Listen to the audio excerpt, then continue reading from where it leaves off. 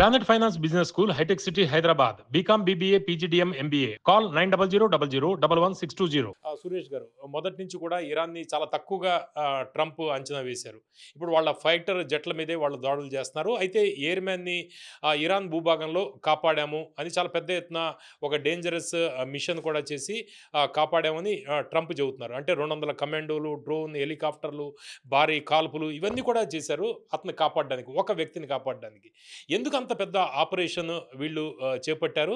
నిజంగా రెస్క్యూ చేసాము, అతన్ని కాపాడాము యూఎస్ ఎయిర్‌మ్యాన్‌ని అని చెప్తున్నారు. ఇది నిజమేనంటారా? నిజమే. వాళ్ళు అబద్ధం చెప్పరు కానీ. ఎందుకంటే అంటే ఇప్పటిదాకా చూపించలే కదా! అదే అందుకని. బహుశా ఆయనకి గాయాలయినాయి. హ్మ్. లేదని కాదు. ట్రంప్ కూడా చెప్పారు చూడండి. Is injured but he will recover. ఎందుకంటే ఫైర్ ఫైట్ జరిగిందక్కడ. అంటే కాల్పులు జరిగింది. ఇరాన్ వైపు నుంచి, ఇటువైపు నుంచి, యూఎస్ వైపు నుంచి. కానీ ఇరాన్ వైపు సోల్జర్స్ కాదు. వాళ్ళ బసీజ్ అని చెప్పి వాళ్ళకి పారామిలిటరీ ఉంది. మీకు గుర్తుంటుంది. మనం ఎప్పుడు మాట్లాడుతుంటాం వాళ్ళ గురించి. ఆ బసీజ్ వాళ్ళ యూనిఫామ్ లేదు, ఏం లేదు. వాళ్ళు తుపాకీ పట్టుకొని తిరుగుతూనే ఉంటారు వాళ్ళు. ఆ ఫోర్సెస్ నేను టీవీలో కూడా చూపించారు కొంతమందిని. ఇరాన్ ఫ్లాగ్ పట్టుకొని తిరుగుతున్నారు వాళ్ళు. వాళ్ళు బహుశా వచ్చారు. ఈ టెరిటరీ కూడా చాలా మటుకు పవన్ గారు మీరు చూసుంటారు. చాలా ఒక డెజర్ట్ లాగా ప్రావిన్స్ అది. అక్కడ ఏం లేవు. మీకు నీళ్ళు కూడా దొరకదు. ఈయన ఎట్లా బతికాడు నాకు అర్థం కావట్లేదు. 24 గంటలు నీళ్ళు లేకుండా. బహుశా ఒక పౌచ్ ఉండొచ్చు నీళ్ళది కూడా. వీళ్ళ రెస్క్యూ దాంట్లో ఉంటుంది యూజువల్లీ. కానీ వాళ్ళ ట్రైనింగ్ అట్లా ఉంటుంది. ఎయిర్ ఫోర్స్‌లో మీకు ఒక ఎజెక్ట్ చేసినప్పుడు ఎయిర్‌క్రాఫ్ట్ నుంచి ఒకటి ఆ సిట్యుయేషన్ వచ్చినప్పుడు మీరు డెసిషన్ తీసుకోవాల్సి వస్తుంది. ఎజెక్ట్ చేయాలని. కానీ ఇన్ దిస్ కేస్ ఆయన పైలట్ కాదు. కర్నల్ ఆయన మిషన్ ఎక్స్‌పర్ట్ ఆయన. Mission specialist. Weapon officer. Colonel level అది కూడా. బహుశా పైలట్ కన్నా సీనియర్ ఉండొచ్చు ఆయన. సో ఆయన లాస్ట్ మినిట్‌లో వీళ్ళిద్దరు డిసైడ్ చేసుంటారు ఎజెక్ట్ చేయాలని. ఫస్ట్ ఆయనైతే జల్దీ దొరికేసాడు వాళ్ళకి ప్రాబ్లమ్. సెకండ్ ఆయన కొంచెం సేమ్ పట్టింది. సో ఆయన బహుశా వీళ్ళిద్దరు నడిమిట్లో ఎజెక్షన్‌లో యూజువల్లీ ఒక 1 నిమిషం 30 సెకండ్ నుంచి 1 నిమిషం టైం ఉంటుంది. బహుశా అది 10 సెకండ్లు కూడా కావచ్చు ఒక్కసారి అంటున్నారు. సో 10 సెకండ్లు ఆయన ఎజెక్ట్ అవుతారు. నెక్స్ట్ ఈయన ఎజెక్ట్ అవుతారు. Because aircraft is out of control anyway.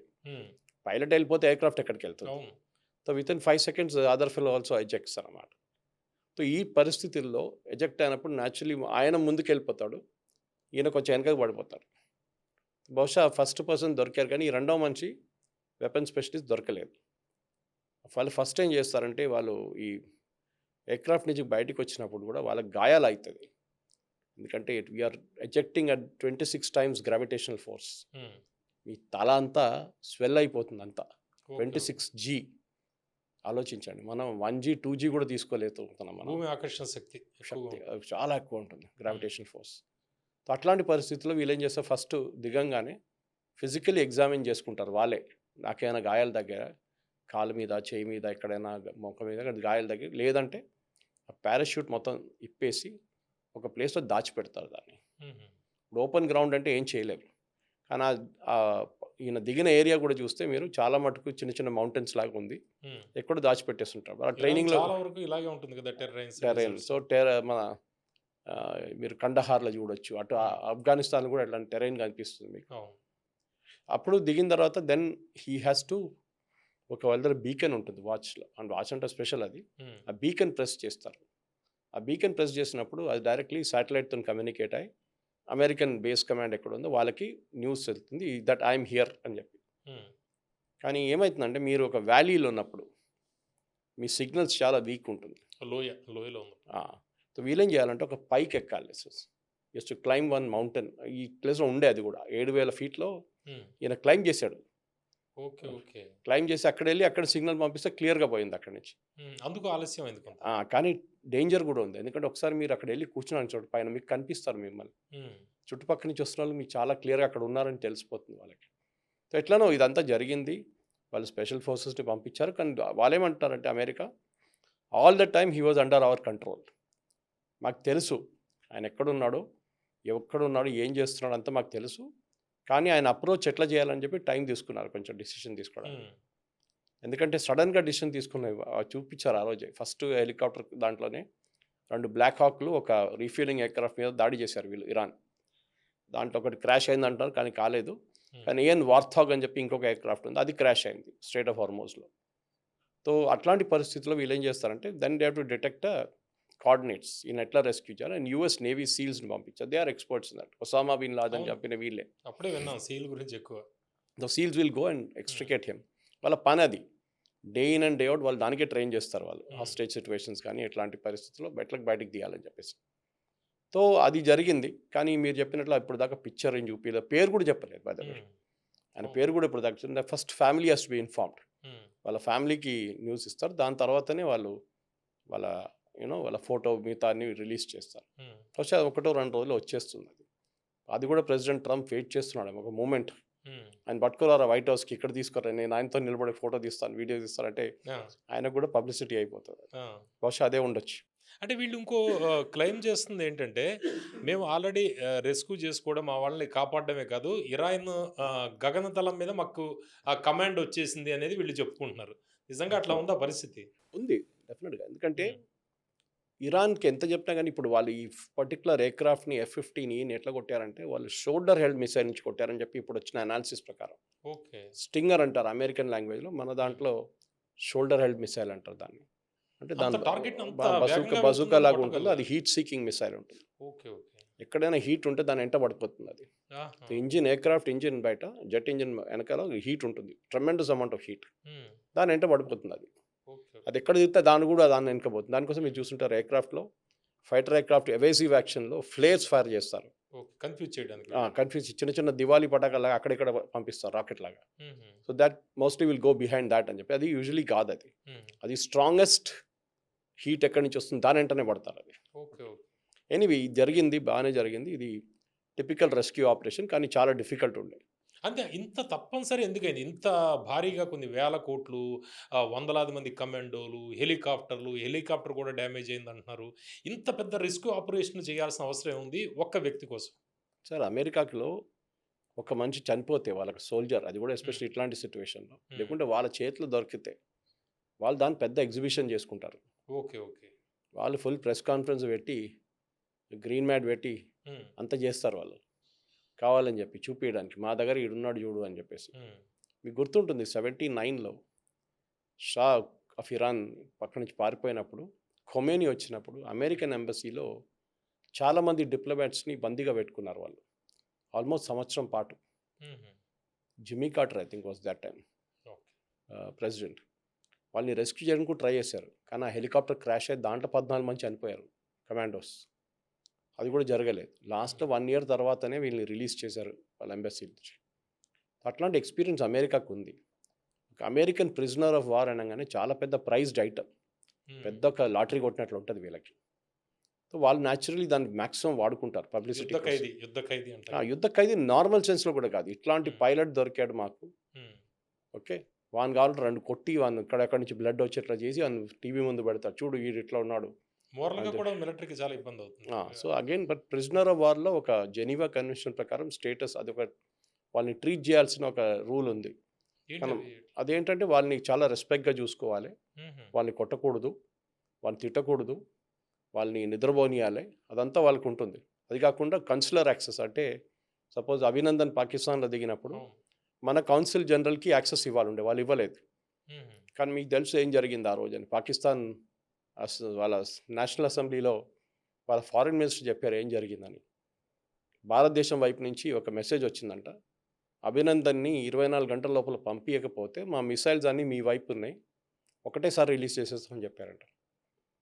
So Pakistan foreign minister అన్నారు, ఆర్మీ చీఫ్ వచ్చి మాట్లాడుతున్నప్పుడు ఆయన కాళ్ళని వణుకుతున్నాయంట ఈ న్యూస్ చెప్పినప్పుడు.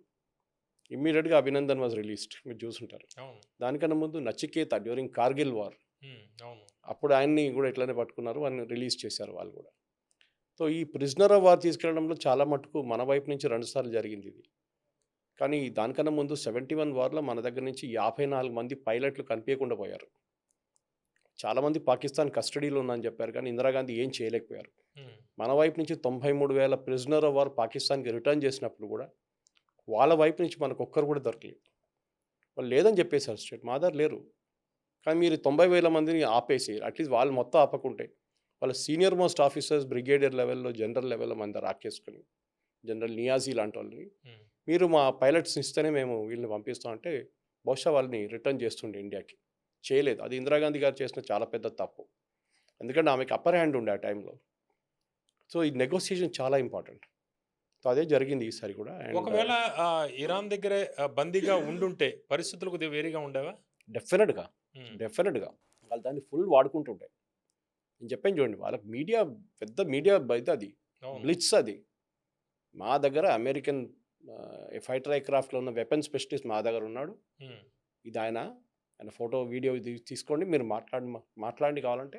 నెగోసియేషన్స్‌లో కూడా చాలా తేడా వచ్చేది. అది సో నెగోసియేషన్ కాకుండా అమెరికన్ గవర్నమెంట్కి పెద్ద ఎంబరాస్మెంట్ అవుతుంది. ఓహ్! ఇంత పెద్ద దేశం, పరువు పోయేది. Most powerful army, most powerful navy, most హ్మ్. పవర్ఫుల్ ఎయిర్ ఫోర్స్ అని ట్రంప్ చెప్పుకుంటారు. లాస్ట్‌లో మీరు ఒక వెపన్ స్పెషలిస్ట్‌ని కాపాడుకోలేకపోయారు మీరు. హ్మ్. ఆయన పాపం ఇడిసేశారు సస్టైజ్ అవ్వనని చెప్పేసి. కానీ చూడండి, ఇరాన్ వాడిని పట్టుకొని తీసుకొచ్చారు. సో రెస్క్యూ చేయాల్సిందే హ్మ్. At any cost. సో ఈసారి ఏం చేశారంటే వాళ్ళు ల్యాండ్ చేసినప్పుడు మీరు చెప్పినట్టు చాలా ఎయిర్క్రాఫ్ట్ యూజ్ చేశారు. బ్లాక్ హాక్ యూజ్ చేశారు. అది కాకుండా ఇంకొక ట్రాన్స్పోర్ట్ ఎయిర్క్రాఫ్ట్ యూజ్ చేశారు. వీళ్ళేం చేస్తున్నాడు, ఆ వ్యాలీలో ఈయన దిగి పైకి వెళ్ళిండు కదా అక్కడ కొండ దాకా. అవును. కింద వ్యాలీలో వీళ్ళొక చిన్న రన్వే లాగా కనిపించింది. రన్వే కాదు అది యాక్చువల్లీ. చిన్న డస్టీ రోడ్ లాగా. హ్మ్. అక్కడ వీళ్ళొక ఎయిర్క్రాఫ్ట్ ల్యాండ్ చేశారు, ట్రాన్స్పోర్ట్ ఎయిర్క్రాఫ్ట్. దాంతోపాటు 2, 3 హెలికాప్టర్స్ ల్యాండ్ చేశారు అక్కడ. ఓకే. పైన కూడా హెలికాప్టర్స్ తిరుగుతుంది. ఎవడైనా పక్క నుంచి వస్తున్నాడా చూడడానికి. హ్మ్. వాడేదైనా మిసైల్ తీసుకొస్తున్నాడని. ఆ పరిస్థితిలో ఏం జరిగిందంటే ఈ ల్యాండ్ అయిన ట్రాన్స్పోర్ట్ ఎయిర్క్రాఫ్ట్ ఈయన దొరికిన తర్వాత వెపన్ స్పెషలిస్ట్‌ని తీసుకొచ్చి హెలికాప్టర్‌లో ఎక్కించేశారు. కానీ టేక్ ఆఫ్ చేయడానికి ట్రై చేస్తే ఆ ట్రాన్స్పోర్ట్ ఎయిర్క్రాఫ్ట్ టేక్ ఆఫ్ చేయట్లేదు. హ్మ్. ఇసుకలో దాని టైర్ మునిగి కిందకెళ్ళిపోయిందనమాట. సో వాళ్ళే డిసిషన్ తీసుకొని దాన్ని అబాండన్ చేసేయండి. పైలట్‌ని, కో పైలట్‌ని బయట పిలిపించుకున్నారు. కావాల్సిన డాక్యుమెంట్ మొత్తం తీసుకొచ్చేసారు. హెలికాప్టర్ తీసుకెళ్ళి వాళ్ళు తీసుకెళ్ళిపోయారు ఈయనతో సహా, హ్మ్. వెపన్ స్పెషలిస్ట్‌తో సహా. తర్వాత వాళ్ళు ఇంకొక ఎయిర్క్రాఫ్ట్‌ని పంపించి ఈ ఎయిర్క్రాఫ్ట్‌ని డెస్ట్రాయ్ చేసేసేయండి అన్నారు. అది యూజువల్ టాక్టిక్. హుహు. ఇది ఎప్పుడైనా మీరు ఒక ఎనిమీ చేతిలో మీ ఎయిర్క్రాఫ్ట్ పడకూడదు.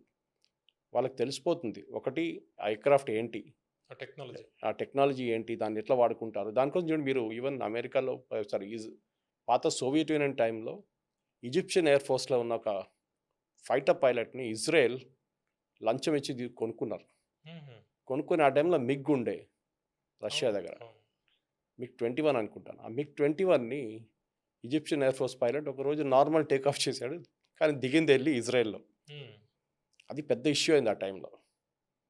కానీ ఇజ్రాయెల్ ఏం చేశారంటే యూఎస్‌ని పిలిపించుకున్నారు. వాళ్ళు మొత్తం ఎయిర్‌క్రాఫ్ట్ మొత్తం ఇప్పి మీరు ఏం టెక్నాలజీ వాడుతున్నారు అన్నీ తెలుసుకున్నారు వాళ్ళు. ఆ! సో ఇది స్పై వర్సెస్ స్పైలో ఒక గేమ్ ఇది. ఆ! సో దాని బదులు ఏం చేయాలి, ఆ ఎయిర్‌క్రాఫ్ట్ డెస్ట్రాయ్ చేసేసేయండి. అవి పోతే ఓకే. పోయింది. డబ్బులు పోతాయి. కోట్లు కోట్లు పోతాయి. హ్మ్. వాడికి ఆ లాస్ టెక్నాలజీ రాకూడదు 50, కదా! $60 మిలియన్ పోతుంది హ్మ్. మినిమమ్. దానికన్నా ఎక్కువే ఉండొచ్చు. హ్మ్. కానీ ఏం చేయాలి, పోనీయండి. ఇప్పుడు దాని ముందే 2 పోయినాయి కదా! ఒక F-15 ఒకటి పోయింది. ఈగిల్ పోయింది. అక్కడ స్ట్రెయిట్ ఆఫ్ హార్ముజ్ మీద ఒక వార్థాగ్ పోయింది. అది హ్మ్. $50 మిలియన్ అంట. హ్మ్. ఇదేమో $100 మిలియన్.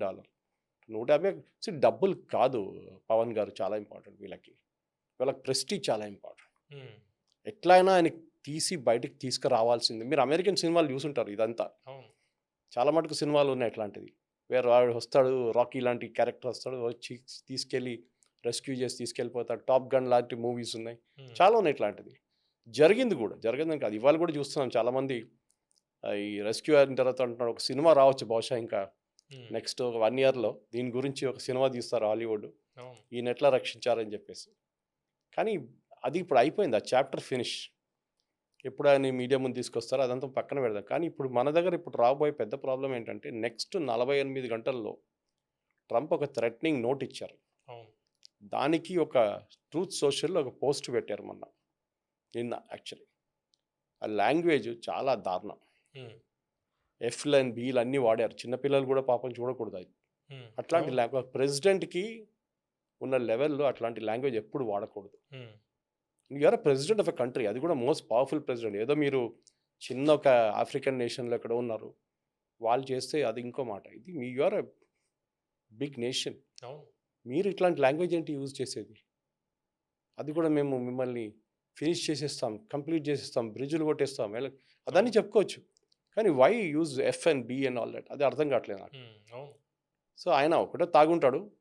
లేకపోతే తాగుంటూ ట్రీట్ చేస్తాడేమో. హ్మ్. లేకుంటే వాళ్ళ టీమ్ ఎవరో చేసుంటారు. కానీ వాళ్ళు అడగకుండా చేయరు వాళ్ళు. ఇట్లాంటి లాంగ్వేజ్ వరస్ట్ యూజ్ లాంగ్వేజ్ చేసి. కదా అసలు. యాహ్! అవును. అదట్లా ఉన్నప్పుడు ఇప్పుడు 48 గంటలు ఉన్నాయి పవన్ గారు. మన టైంకి వెడ్నెస్‌డే మార్నింగ్ 5:30. హ్మ్. కానీ వీళ్ళు దానికన్నా ముందే మొదలుపెట్టేశారు. ఇవాళ పొద్దునే 14 చోట్లలో ఇరాన్లో ఇంక్లూడింగ్ తెహరాన్ కొట్టారు.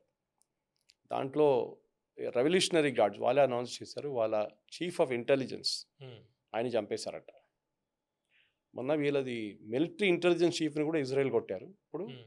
ఐఆర్జీసీ ఇంటెలిజెన్స్ చీఫ్ని కూడా కొట్టారట.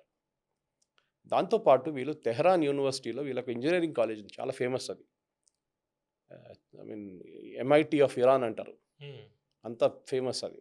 మసాచుసెట్స్ ఇన్స్టిట్యూట్ ఆఫ్ టెక్నాలజీ ఇట్లా ఆల్మోస్ట్ ఈక్వివలెంట్ ఆఫ్ ఇరాన్. వాళ్ళకి బహుశా ఏం జరుగుంటుందంటే ఇక్కడి నుంచి ఈ డ్రోన్ టెక్నాలజీ కానీ మిసైల్ టెక్నాలజీ అంతా డెవలప్ చేసే ఏమో యూనివర్సిటీలో ఉండొచ్చు.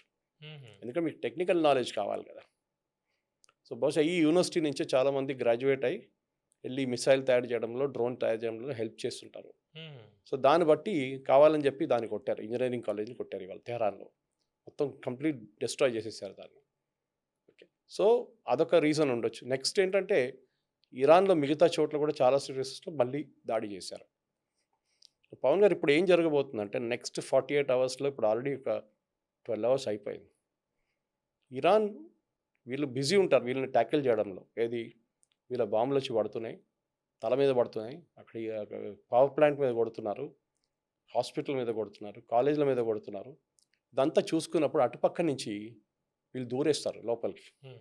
ఏది స్ట్రేట్ ఆఫ్ హార్మూస్ నుంచి. అమెరికన్ ఆంఫిబియస్ ఫోర్సెస్, సీల్స్, ఇదే సీల్స్ ఉంటారు అక్కడ కూడా. వాళ్ళు they can even swim below the water and reach the location. అది కూడా వాళ్ళు చేయొచ్చు, ఎందుకంటే వాళ్ళు ఇక్కడ రాలేరు ఆ టైంకి. ఆల్రెడీ అమెరికా నిన్న రాత్రి పొద్దున్న నుంచి యాక్చువల్లీ నేను నా ట్విట్టర్ నుంచి స్క్రీన్ షాట్ తీసేసేసాను. ఆల్మోస్ట్ 17 ఎయిర్క్రాఫ్ట్ యూరోప్ వైపు నుంచి వచ్చింది. These are all transport aircraft, huge transport aircraft. ఏం తీసుకొస్తున్నారు?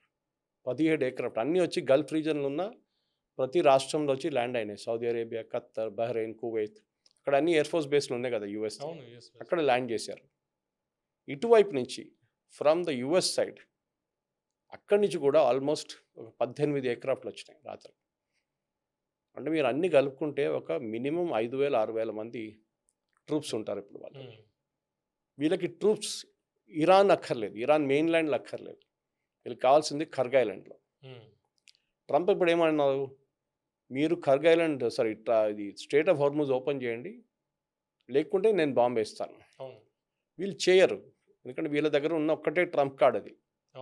ట్రంప్కి కొట్టాల్సిన ట్రంప్ కార్డ్ వీళ్ళ దగ్గర అదొక్కటే ఉంది. మీరు అది నేను హ్యాండ్ ఓవర్ చేస్తానంటే మళ్ళీ మీకు ఏం మిగలదు, మొత్తం మిమ్మల్ని ఫినిష్ చేసేస్తారు వాళ్ళు. ట్రంప్ ఏమంటున్నా అంటే నాకు యుఎస్లో మా గ్యాసోలిన్ రేట్ అంటే మా పెట్రోల్ కానీ మా డీజిల్ కానీ $1-2 పెరిగినాయి ఒక గ్యాలన్కి. అదే ఆయనకి పెద్ద ప్రాబ్లం అయిపోతుంది, అక్కడ పొలిటికలీ అవుతుంది. దాన్ని ఆపాలంటే స్ట్రేట్ ఆఫ్ హార్మూజ్ ఓపెన్ చేయాల్సిందే. ఓపెన్ చేస్తే వరల్డ్ వైడ్ ఆయిల్ రేట్స్ పడిపోతుంది, దాంతో యూఎస్లోని ఆయిల్ రేట్స్ కూడా పడిపోతుంది. అది ట్రంప్ స్ట్రాటజీ అన్నమాట. ట్రంప్ దీనికన్నా ముందు కూడా అన్నారు, మీరు బహుశా చాలాసార్లు వినుంటారు, అక్కడ ఏముంది నాకేం ఇంట్రెస్ట్ లేదండి, ట్రంప్ అది హార్మూజ్ వీళ్ళు చూసుకోవాలి, కొరియా, జపాన్ వీళ్ళందరూ మాకు సంబంధం, మీరు వెళ్ళి తీసుకోండి అన్నాడు. ఆయిల్ ఉంది, చాలా ఆయిల్ ఉంది, పండుగ చేసుకోండి అన్నారు. కానీ ఇప్పుడు ఎందుకు వచ్చారు మళ్ళీ తిరిగి? ఎందుకంటే యుఎస్ ఆయన అంటున్నారు, దీనికన్నా ముందు కూడా డైలాగ్ కొట్టారు ఆయన చాలాసార్లు, యుఎస్కి కావాల్సిన క్రూడ్ ఆయిల్ అంతా మేమే ప్రొడ్యూస్ చేసుకుంటున్నాం, మిగతా ఏ రాష్ట్రం నుంచి కొనక్కర్లేదు మాకన్నారు. కానీ నిజం ఏంటంటే యుఎస్ వాళ్ళ దగ్గర డ్రిల్ చేస్తున్న షేల్ ఆయిల్ నుంచి 40% అమ్ముతారు బయట. ఆ 40% వాళ్ళు కెనడా నుంచి, ఆఫ్రికా నుంచి కొనుక్కుంటారు. కానీ కారణాలు ఉన్నాయిలే చాలా మటుకు, రిఫైనరీ ప్రాబ్లమ్స్ చాలా ఉన్నాయి వాళ్ళకి, అది రీజన్. సో ట్రంప్ చెప్పే దాంట్లో హాఫ్ ట్రూత్ ఉంది, మా దగ్గర కావాల్సినంత ఆయిల్ ఉంది, మీరు కావాలంటే మా దగ్గర కొనుక్కెళ్ళండి అని చెప్పాడు కూడా. కానీ అమ్ముతున్నాడు, కొంటున్నప్పుడు ఏమవుతుందంటే ఇంటర్నేషనల్ రేట్స్ ఇవ్వాల్సి వస్తుంది. $110, $110 ఇవ్వాలి. అది కాకుండా అమెరికన్ కంపెనీస్ కూడా, అమెరికన్ ఆయిల్ కంపెనీస్ ఏమంటారు, సరే మేమే తవ్వి తీసుకుంటున్నాం, మేమే రిఫైన్ చేస్తున్నాం, మాకు అన్ని కలిపి ఒక $60-70 పడతాయి బ్యారెల్కి, కానీ మేము కూడా 110కి అమ్ముతాం అంటాడు వాడు. అరే అదే అమ్ముతారు, మీరే తవ్వుతున్నారు, మీరే తీస్తున్నారు, మీరే రిఫైన్ చేసినప్పుడు మళ్ళీ ఎందుకు ఇంటర్నేషనల్ రేట్, అప్పుడు ఇంటర్నేషనల్ రేట్ మాట్లాడతారు. అది ట్రంప్కి పెద్ద ప్రాబ్లం అయింది పవన్ గారు. రాబోయే మిడ్ టర్మ్ పోల్స్లో కూడా అది మేజర్ ఫ్యాక్టర్గా ఇంపాక్ట్ అవుతుంది. ఆల్రెడీ అక్కడ ఉన్న ఒపీనియన్ పోల్స్ అన్నింటిలో ట్రంప్ రేటింగ్స్ పడిపోయినాయి, విపరీతంగా పడిపోయినాయి. ఆయనకు చాలా మటుకు ఆయన సపోర్టర్స్, ఆయన మెగా సపోర్టర్స్ కానివ్వండి, రిపబ్లికన్స్ కానివ్వండి, వీళ్ళకి పెద్ద ఒక టెన్షన్ అయిపోయింది. ఎట్లైనా యుద్ధం ఆపితేనే ఈ పెట్రోల్ రేట్లు, డీజిల్ రేట్లు తగ్గుతుంది. తగ్గాలంటే స్ట్రెయిట్ ఆఫ్ హార్మూజ్ ఓపెన్ చేయాలి. స్ట్రెయిట్ ఆఫ్ హార్మూజ్ ఓపెన్ చేయాలంటే ఇరాన్ అంగీకరించాలి. ఇరాన్ అంగీకరించరు. So what you do next? So war scenario అంటారు ఇది. ఇది చేస్తే ఇది అవుతుంది, ఇది చేస్తే ఇది అవుతుంది, ఇది చేస్తే ఇది అవుతుంది. అంటే ఇప్పుడు ఇరాన్‌కి సంబంధించిన కమాండర్ చనిపోయిన కమాండర్‌లు కావచ్చు, వీళ్ళ కుటుంబ సభ్యుల్ని ఇప్పుడు అరెస్ట్ చేస్తున్నాడు ఎందుకు అక్కడ యూఎస్‌లో? Qasem Soleimani. ఆ! Qasem Soleimani was IRGC chief. ఆయన్ని ట్రంప్ ఫస్ట్ టర్మ్‌లో చంపారు. అవును. ఇప్పుడు కాదు. 5, 6 సంవత్సరాలు, 7 సంవత్సరాల ముందు he was killed during Trump's first term. Hmm. చాలా నోటోరియస్ క్యారెక్టర్ ఉండే and very powerful. Possibly Ali Khamenei తర్వాత, అప్పుడున్న సుప్రీం లీడర్ తర్వాత ఆయనే మోస్ట్ పవర్ఫుల్ ఉన్నారు కాసిం సులేమానీ. సో యూఎస్ ఒక ఛాన్స్ దొరకంగానే కొట్టేశారు ఆయన. వాళ్ళు ఏదైనా సమాచారం ఇస్తున్నారని అనుమానమా? అంటే స్లీపర్ సెల్స్ కాదు సార్, కానీ నాకు అడగండి, నా దగ్గర అడుగుతున్నాను. నాకు ఆశ్చర్యం అవుతుంది. వీళ్ళ నీస్ కానీ గ్రాండ్ నీస్ కానీ అక్కడ ఉన్నారని చెప్పి యూఎస్కి తెలిసి గ్రీన్ కార్డు కూడా ఇచ్చారు వాళ్ళకి, ఒకళ్ళకి సిటిజన్షిప్ కూడా ఇచ్చారు. ఎట్లా ఇస్తారండి? ఇప్పుడు ఎందుకు వేసుకున్నారు వాళ్ళని? ఎందుకు గ్రీన్ కార్డ్ క్యాన్సిల్ చేశారు సిటిజన్షిప్? ఎందుకంటే వాళ్ళు అక్కడ ఏదో డెమాన్స్ట్రేషన్లో పార్టిసిపేట్ చేశారంట, ఓకే. యాంటీ యూఎస్ డెమాన్స్ట్రేషన్లో. ఇన్ని రోజులు అక్కడ ఉన్నారు, మీకు తెలియదా? ఇన్ని రోజులు వాళ్ళు అక్కడ ఉండి యూఎస్ సిటిజన్షిప్ తీసుకున్నారు. మీరు ఎందుకు? నార్మల్ మనోళ్ళు పోతే మనోళ్ళకి ఇయ్యారు సిటిజన్షిప్. అవును. ఇరాన్లో కాసిం సులేమానీ నీస్కి గ్రాండ్ నీస్కి ఇచ్చారు. నాకు అర్థం కాదు. బహుశా ఆ టైంలోనే అడ్మినిస్ట్రేషన్, అది క్లింటన్ అడ్మినిస్ట్రేషన్ ఉండొచ్చు, లేకుంటే ఒబామా ఉండొచ్చు, తర్వాత బైడెన్ ఉండొచ్చు. వీళ్ళు ఎవరైనా సింపతి తీసుకొని పోనీలే పాపం వాళ్ళు అక్కడి నుంచి పారిపోయి వచ్చారు, కాసిం సులేమానీతో సంబంధం లేదని చెప్పారు, వాళ్ళకి సిటిజన్షిప్ ఇచ్చేద్దాం అని ఇచ్చేసుంటారు, ఆ గ్రీన్ కార్డ్ ఏదైనా యాజ్ ద కేస్ మేబీ. కానీ ఇప్పుడు వాళ్ళని అరెస్ట్ చేశారు. కానీ దాంతో పెద్ద ప్రాబ్లం ఏం లేదు. వాళ్ళని మ్యాక్సిమం డిపోర్ట్ చేస్తారు, ఇరాన్కి పంపించేస్తారు, which is okay, nothing great. But మన వాళ్ళు కూడా అర్థం చేసుకోవాలి, ఇండియన్స్ కూడా సిటిజన్షిప్ వస్తే కూడా మీకు సిటిజన్షిప్ కావాలంటే రేపు రివోక్ చేయొచ్చు America. End of the day you're in a foreign country. మీ green card elusive green card, మీ గ్రీన్ కార్డ్ కోసమే వీళ్ళు ఇంత టెన్షన్ పడతారో మనకే తెలుసు. సంవత్సరాల పాటు వెయిట్ చేయాల్సి వస్తుంది. అది వచ్చిన తర్వాత అది కూడా రివోక్ చేయొచ్చు కావాలంటే. సో మీకు యూఎస్లో మీరు అక్కడున్న చట్టాలు పాటిస్తే మంచిదని ఒక చిన్న ఎగ్జాంపుల్ అది అనమాట.